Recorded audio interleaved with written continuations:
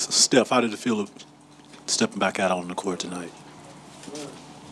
It felt great. Real eager as of late, trying to get back out there and be with my teammates and do what I love to do. So to get back out there on the floor, play some playoff basketball, and get a big win tonight. It was huge. It was a good feeling. The crowd was crazy. And obviously we did what we needed to do in these first two games, going up 2-0, and we got to have our game travel to New Orleans.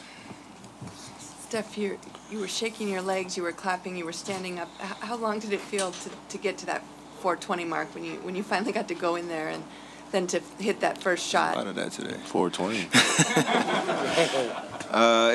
It was an eternity. It felt like, for sure. It was, when the lights come back on after starting lineups, you're usually in the that go kind of mind frame, and had to kind of pace myself and be patient with it.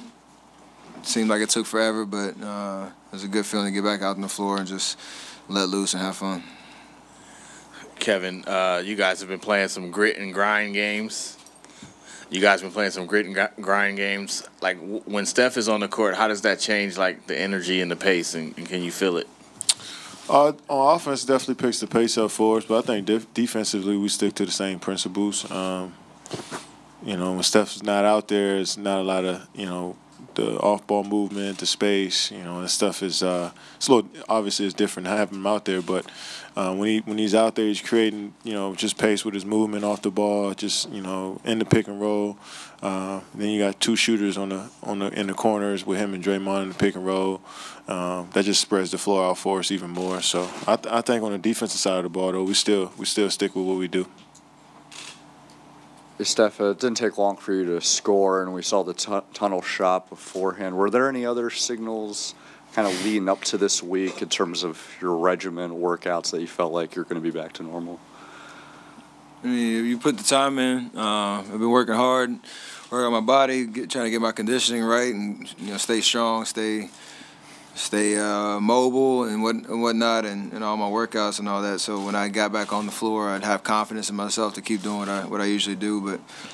But most of it has come from just being around my guys. The last couple of weeks of the playoffs and the last 10 games of regular season, just staying close, try to stay as plugged in as possible, so that mentally when you get back out there, you're locked in on the game plan and understanding what we need to do to win games, especially in the playoffs. So all that type of stuff really just helped me transition back, pretty quick. Right here, guys. You guys have been here before, but what do you anticipate when you go up 2-0 in the series and then you got to go on the road and play that game 3, against a team that's probably going to be desperate to get that win? The first quarter, game 3 is important for us to really set the tone. Understand that, like, our defense needs to travel and be our calling card as we go to New Orleans, because those many runs that they can put up and their crowd gets into it, it's a different environment. So that'll be the key for us to bring that energy, that effort, those first 12 minutes, and then be able to sustain it. And honestly, we can really seize control of the series by how we show up in those first moments of the game if we really lock in and do what we're supposed to do. Kevin, you had, I think, 14 on 6 of 17 in the first 3 quarters, and I think 15 in the fourth on 5 of 6. What got you going late? I settled down. I was rushing in the first half, first 3 quarters, rushing my shots. I'm more of a setup shop type of guy. Just figure stuff out, see the floor, and just then operate. And I was rushing a little bit too much. Then I missed a few trying to find it, so quickly. Shoot a quick 3 or not be disciplined on my fundamentals on my shot. But I just tried to slow down in the fourth. My teammates did a good job of slowing the pace for me and finding me in the post and moving off the ball as well to give me some space to work, and I was able to knock some shots down. Steph, you've seen it a lot before. In that second quarter when Draymond is tipping out rebounds and dunking and yelling and glaring at people, does that just all feel like a good sign for the Warriors? We love his intensity, and when it's channeled in productive plays, and whether it's stuff that doesn't show up on the stat sheet, or if it does, we really rely on that. And he's been playing amazing this whole playoff run, taking the challenge defensively, whoever he's guarding, being an initiator on offense, knocking down shots, timely shots like he did in the fourth tonight. It's just fun. It's fun to watch, and when his emotions like that, and he's having fun doing what he's doing, that's a big pick up for us as a team.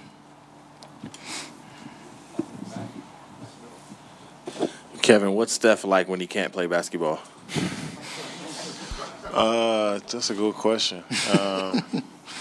Very anxious. A couple days ago in practice, he just couldn't stop running and jumping and making weird noises, and so I'm glad he's back. I was a little worried about him for a second. Kevin right here. Oh, how tough is it? AD and Drew were held to 0 free throws tonight. How tough is it to play physical defense with those guys, but also stay disciplined and keep them off the free throw line? It's key. I mean, those guys are the most aggressive guys on the team, and I think they're really legit scorers, and they don't just barrel into the paint and try to get all layups and free throws. They guys are good in the mid-range, good at the three-point line. So I think we did a good job of just staying between them and the basket and not getting caught on their hips. That's when they usually get to the free throw line, when you get caught on their hip and, they can use their body to kind of shield you off, and then you're trying to block a shot and you swipe them over the shoulder or on the arm or something like that. So just staying in between them and the basket and just trying to make them shoot over you. I think we did a solid job of that. We have to be better, but, both those guys shot 24 shots, and Drew had 24 points and AD had 25. So, they're going to make tough ones. But if we continue to just let they get high volume shots and the same amount of points, I think we can live with that. Last one for Ron. Steph, as much as you might enjoy shooting off the dribble, coming up court, what's it like to move without the ball for 10, 15 seconds to get a shot? And how have you sort of learned that or honed that over the years? It's always been a part of my game.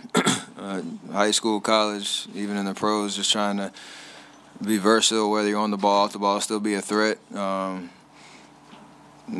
Honestly, I watched a lot of Reggie growing up, and that was a guy that was the master at that, of deception, change of speed, being physical, setting up guys coming off of screens and whatnot, and being able to turn that energy into squaring up and knocking down a shot. So, that's something that our offense is predicated on. If you don't have the ball in your hands, you can set screens, you can come off screens, you can move and still be a threat on the ball and open up so much space on the court. And at the opposite end of the day, you got to knock down shots and be ready to step up and do that when it's called for.